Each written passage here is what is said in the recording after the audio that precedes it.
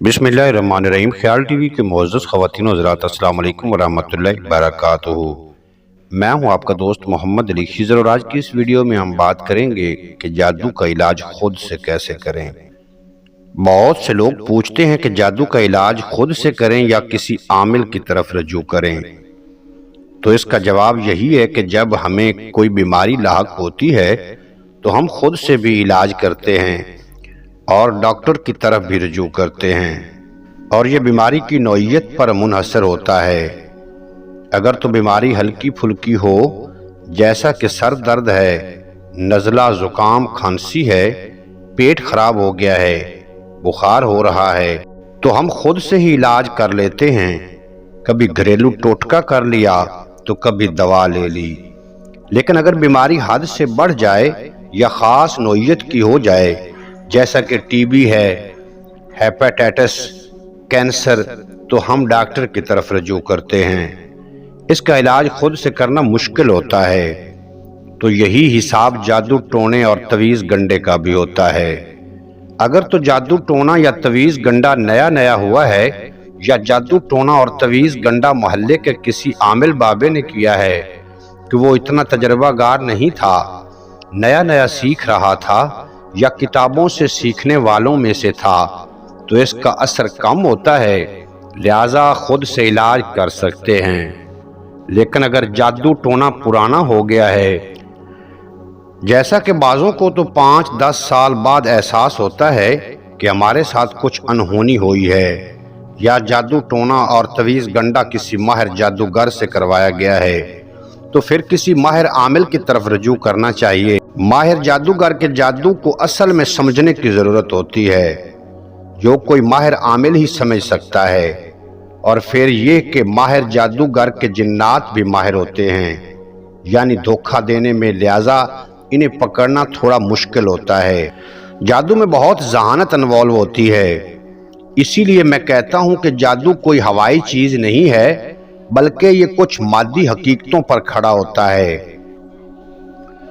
लेकिन अगर जिंदगी वाकया में इतनी डिस्टर्ब हो चुकी है कि मरने को जी चाहता है, तो अब माहिर आमिल से रजू कर लें, भले दूसरे शहर का चक्कर ही क्यों न लगाना पड़े।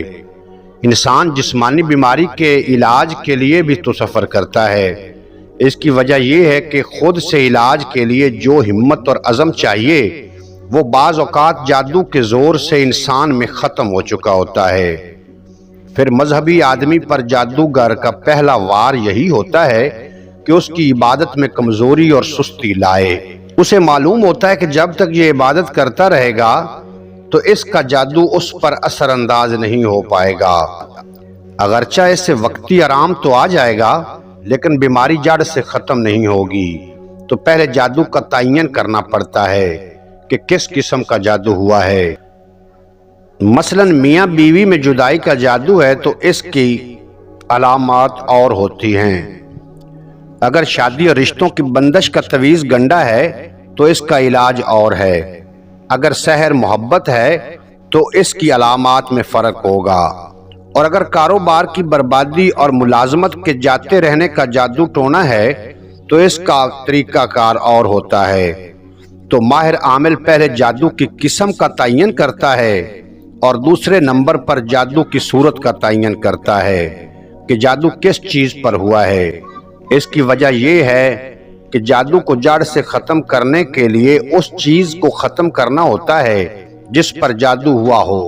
बाज़ औक़ात जादू की चीज़ें खिलाई जाती हैं और वो जिस्म में जाकर चिपक जाती हैं, तो माहिर आमिल दम करके नमक वाला पानी पिलाता है कि जिससे मरीज़ कै करता है और वो चीज़ें निकल आती हैं। इसी तरह बाज़ औक़ात सना मक्की, एक जड़ी बूटी जो पंसारी से आम मिल जाती है, इसके कहवे को दम करके इस्तेमाल किया जाता है, जिससे पेट और मकद के रास्ते जादू की चीज़ें निकल जाती हैं।